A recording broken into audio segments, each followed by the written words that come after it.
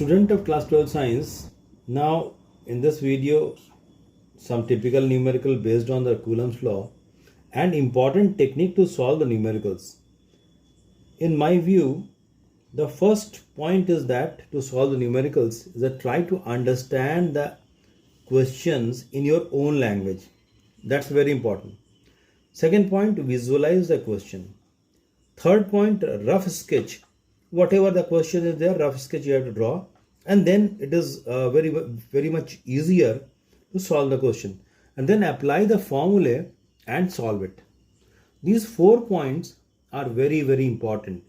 TVRA means first one, try to understand the question in your own language, visualize the question, rough sketch, and apply the formula in the and solve it. Okay, like for example Coulomb's law, which we have discussed earlier. Coulomb's law, magnitude is this: positive force of repulsion, negative repulsion, attraction. First typical question is like that: 2 charged copper sphere is there having separation 50 centimeter and it is kept in vacuum. Question is, what is the mutual force of repulsion if the charge on each is 6.5 in 10 to the minus 7 coulomb? So you have to find the force of repulsion, that is K Q1 Q2 by R square. Only magnitude you have to find out. K means 9 into 10 to the power 9 into 6.5 into 10 to the power minus 7 whole square. How it whole square?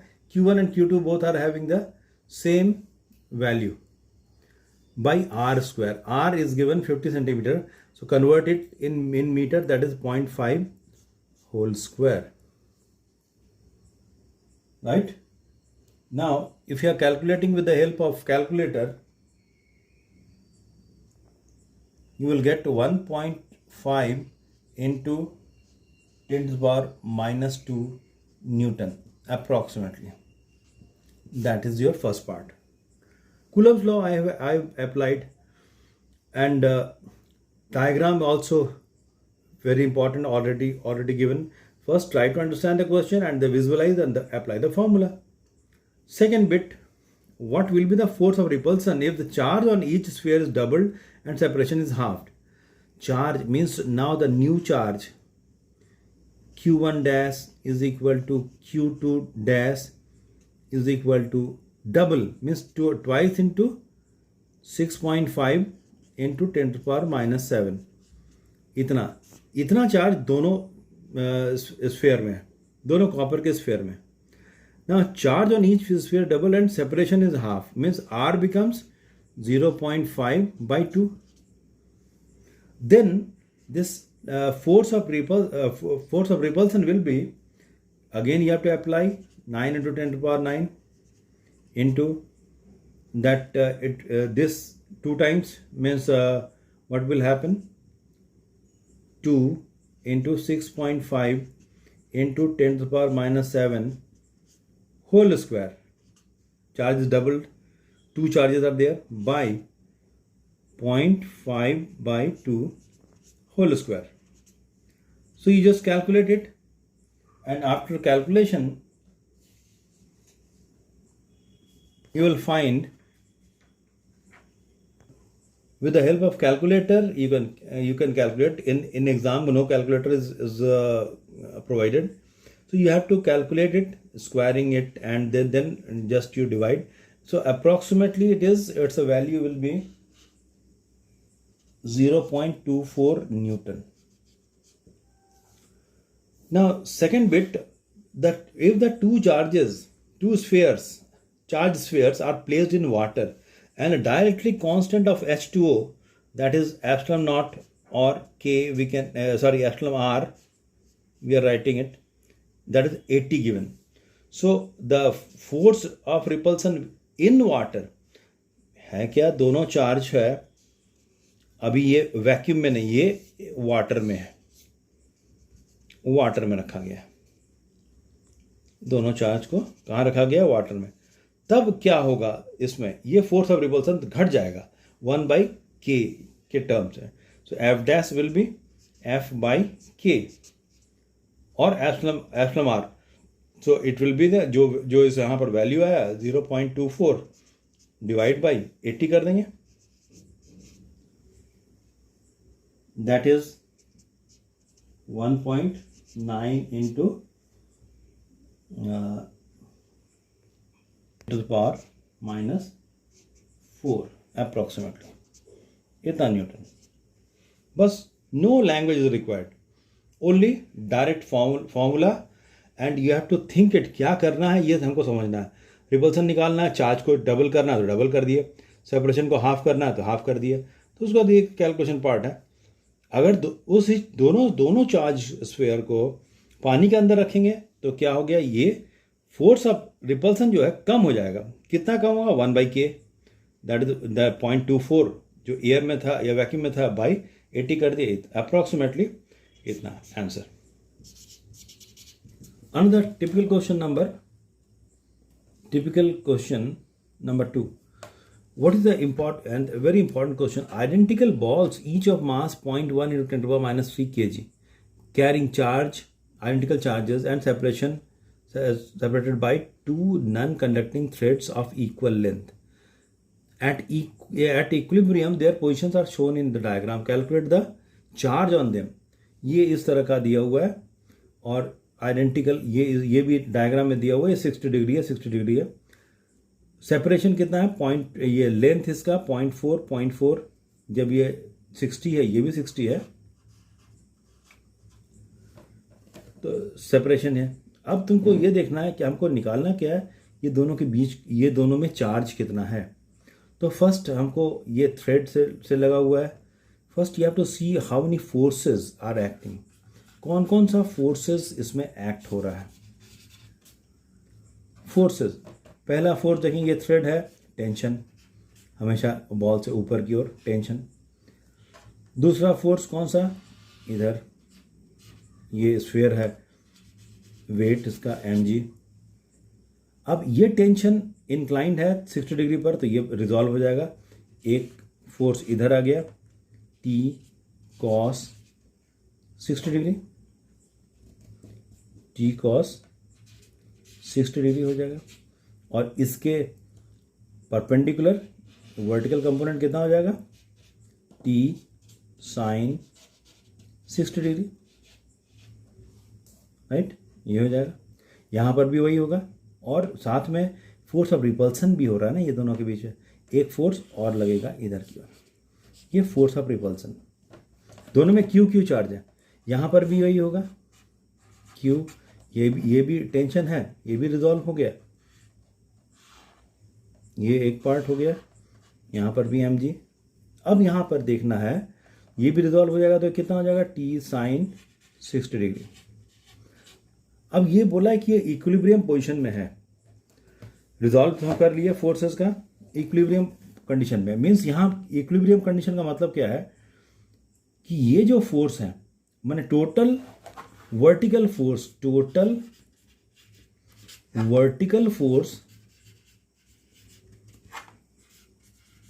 forces are 0. Means algebraic sum means जो positive है, जो एक direction को positive लेंगे तो दूसरा को negative लेंगे. तो अल्टीमेटली मान लेते हैं ये वर्टिकल को हम लेते रहे, पहला ले रहे हैं. तो वर्टिकल में एक फोर्स t sin 60 डिग्री, ये ऊपर वर्टिकल पॉजिटिव y डायरेक्शन में हम प्लस लिए, तो निगेटिव y में क्या लेंगे, माइनस. तो minus mg is equal to 0. इसको हम ऐसा लिख सकते हैं, t sin 60 degree is equal to m into g. ये पहला इक्वेशन आया. सिमिलरली टोटल और algebraic sum of total horizontal forces, ये कॉन्करेंट फोर्सेस का प्रॉपर्टी है, is equal to 0. Algebraic sum, तो ये क्या हो जाएगा, एफ इधर लिए, मान लेते हैं एफ निगेटिव, ये फोर्स ऑफ रिपल्सन को रिप्रेजेंट कर रहा है एफ, तो निगेटिव, और पॉजिटिव एक्स को लिए है इधर, plus t cos 60 degree. Is equal to 0, तो इसको T cos 60 degree is equal to क्या हो जाएगा, एफ, इक्वेशन नंबर 2, राइट। इतना आ गया। एक इक्वेशन ये मिला, एक इक्वेशन ये मिला। अब यहाँ पर तो Q का कहीं पर रोल नहीं है, Q तो निकालना है, लेकिन F जो है दैट इज उसी में Q है। तो हम क्या करते हैं, ये दोनों इक्वेशन को शॉर्ट करने के लिए, छोटा करने के लिए हम इक्वेशन 1 को 2 से डिवाइड कर देते हैं। तो दिस डिवाइड बाय दिस क्या हो जाएगा, टी टी कैंसिल हो जाएगा, तो ये हो जाएगा tan 60 degree is equal to M G by F, और f इज इक्वल टू क्या हो जाएगा यहाँ पर, m इंटू जी, tan 60 कितना होता है, √3। f का वैल्यू अब हम लोग यहाँ पुट करेंगे, f का वैल्यू फोर्स ऑफ रिपल्सन के दोनों में चार्ज सेम है, तो Q square by R square is equal to m into G by √3।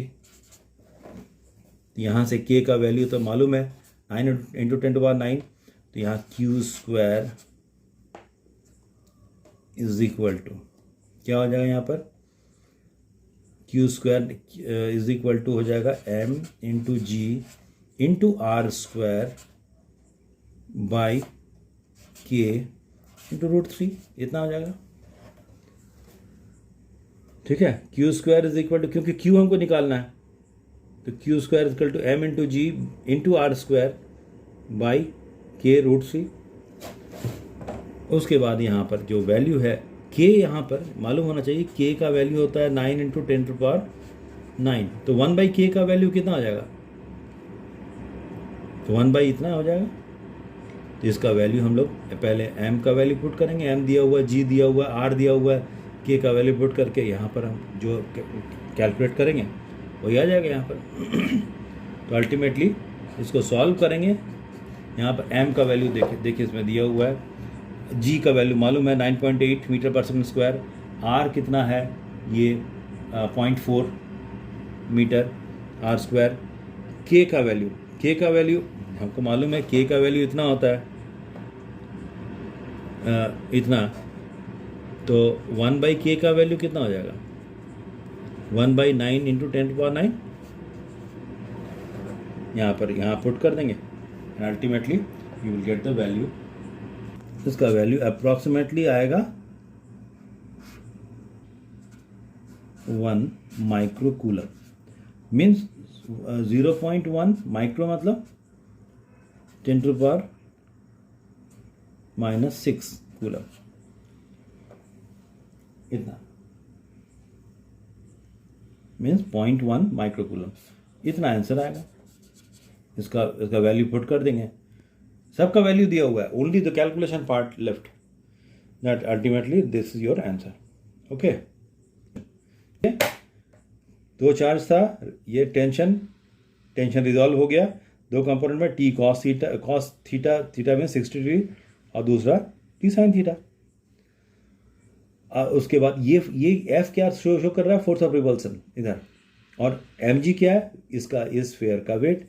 तो कॉन्करेंट फोर्सेस का कंडीशन में टोटल वर्टिकल फोर्स का algebraic sum is equal to 0 होता है, और टोटल हॉरिजॉन्टल फोर्स का एल्जेब्रिक सम 0 होता है। वही यहाँ पर किए, वर्टिकल माने ये दोनों वर्टिकल, तो vertical means this is equal to this हो जाएगा। अगर एल्जेब्रिक सम नहीं भी लिखते हो तो एक ही ऑब्जेक्ट में एक ऊपर लग रहा है दूसरा नीचे, तो दोनों इक्वल, ऐसे कर दिए। अल्टीमेटली फिर इसको शॉर्ट करने के लिए क्या किए, 1/2 कर दिए, अल्टीमेटली Q का वैल्यू निकल गया। Okay, question number 3, 2 charges each of plus Q units means coulomb are placed along a line. A third charge small q is placed between them. At what position for what value of small q will the system be in equilibrium? तो question पढ़ लिए पहले, अपना language में समझ लिए कि दो चार्ज है, उसके बीच एक third charge small Q place करना है।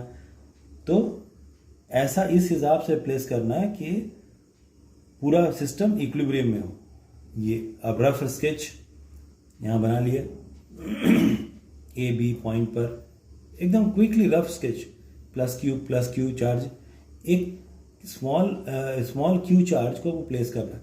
यहाँ पर हम कहीं भी प्लेस कर सकते हैं, मान लेते हैं यहाँ पर प्लेस किया, ये प्लस क्यू, ये वाला चार्ज, और ये मान के हम चल रहे हैं ये दोनों चार्ज के बीच का डिस्टेंस हम ले लिए स्मॉल आर। तो ये चार्ज हम कहाँ पर प्लेस किए हैं, मान लेते हैं लेट इट बी एक्स, यहाँ से यहाँ एक्स है तो ये डिस्टेंस क्या हो जाएगा, are minus x.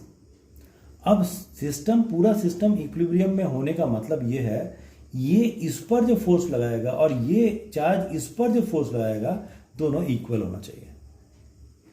Means force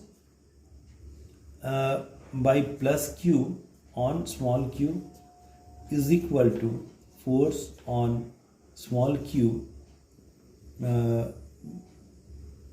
capital Q on small q। ये इसका नाम हम अलग अलग दे सकते हैं। ये इस पर जो फोर्स लगाएगा, ये जो चार्ज है, ये इस पर जो फोर्स लगाएगा, ये दोनों फोर्स अगर इक्वल होगा तभी ये सिस्टम इक्विलिब्रियम में होगा। तो हम यही दोनों निकाल देंगे, इसका नाम एफ डैश दे दिए, मान लेते हैं तो हम दोनों इक्वल क्यों नहीं किए, क्योंकि डिस्टेंस अलग है।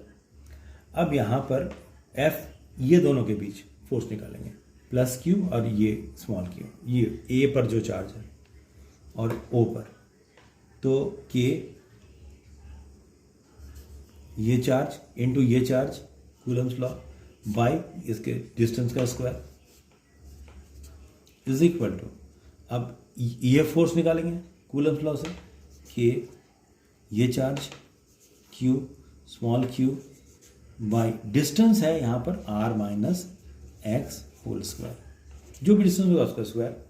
के कैंसिल हो गया, Q Q Q Q cancel हो गया, क्या बचा यहाँ पर, 1/x square is equal to 1/r square plus X square minus 2rx, इतना बचा। इसको हम इन्वर्ट कर देते हैं तो क्या हो जाएगा, X square is equal to R square plus X square minus 2rx। Inverse कर दिए, अब ये एक्स स्क्वायर इधर ये कैंसिल हो जाएगा, तो बचा क्या, R square minus 2rx is equal to 0 और R square is equal to 2rx। एक आर कैंसिल हो गया, क्या बचा, R is equal to twice X, therefore X is equal to r/2। इसका मतलब हम इस चार्ज को कहाँ पर रखेंगे, r/2 मीन्स इसके हाफ पोजीशन में रखेंगे, r के हाफ पोजीशन में, जस्ट हाफ मिड पॉइंट में, ये पोजीशन में हम रखेंगे किसको, स्मॉल r को, स्मॉल q को, and we will get the whole system is in equilibrium. ठीक है, now so from step 1 we got x is equal to r/2. Now step 2, the three charges will be in equilibrium if net force on each charge is 0. Means k q capital Q by r/2 whole square, ये r/2 small q और capital Q के बीच में, plus के capital Q और capital Q। अब ये दोनों के बीच भी फोर्स लगेगा, Q और capital Q by R square. इससे हम लोग निकालते क्या, the relation between small q और द कैपिटल Q, ये निकल जाएगा। यहाँ पर इसको के हट जाएगा, इसको हम हटा दिए। अब यहाँ पर क्या होगा, small q capital Q by, ये हो जाएगा R square by 4 plus capital Q square by R square is equal to 0। ये 4 ऊपर आ गया, 4 capital Q by R square plus Q square by R square is equal to 0। अब ये R1 by R square लेके हम हटा सकते हैं, इधर 0 हो जाएगा फिर अल्टीमेटली। ये हो जाएगा 4 small q capital Q is equal to minus capital Q square, एक Q कैंसिल हो गया, तो हमको कैपिटल Q और स्मॉल q का रिलेशन हो गया, Q is equal to minus 4Q और small q is equal to minus capital Q by 4। ये रिलेशन निकल गया स्मॉल q और कैपिटल Q। जो भी क्वेश्चन रहेगा, अगर ये डिस्टेंस पूछेगा तो वैसे निकालेंगे, अगर कैपिटल Q और स्मॉल q के बीच अगर रिलेशन पूछेगा तो that will be your answer. Okay, this is the way how to solve the numericals based on the Coulomb's law. Okay, thank you.